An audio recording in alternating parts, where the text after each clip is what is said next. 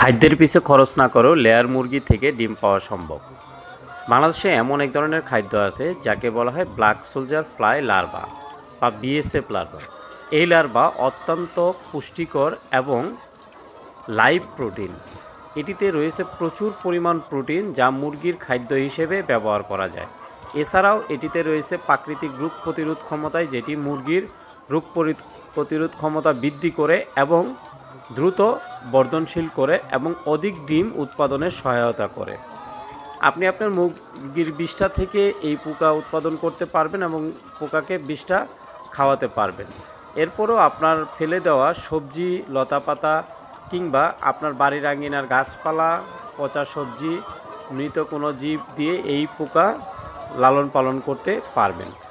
আর এই black soldier fly আপনার মুরগিকে খাওয়ালে দ্রুত বেড়ে যাবে এবং প্রচুর পরিমাণ ডিম উৎপাদনে সহায়তা করবে। এতে আপনার খাদ্য খরচ কমে যাবে এবং আপনি লাভবান হবেন। ভালো লাগলে এই ভিডিওটি অবশ্যই শেয়ার করে অন্যকে দেখার সুযোগ করে দিবেন। আর যদি আপনারা লার্ভা, পিউপা এবং ব্ল্যাক সোলজার ফ্লাই চাষের সহযোগিতা চান তাহলে আমাদের কাছ থেকে সহযোগিতা নিতে পারবেন।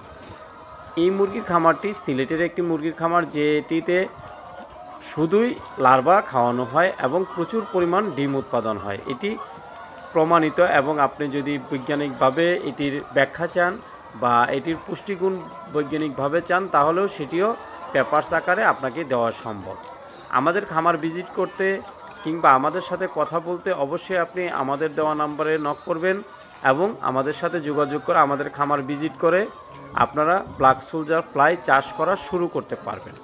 আমরা সমগ্র বাংলাদেশে কনসালটেন্সি করে থাকি এবং প্রজেক্ট সেটআপে সহযোগিতা করে থাকি। এছাড়াও আমাদের কাছ থেকে পিউপা, ডিম এবং লার্ভা ক্রয় করতে পারবেন। আমাদের বিশাল খামারে প্রচুর পরিমাণ লার্ভা এবং পিউপা উৎপাদন হয়।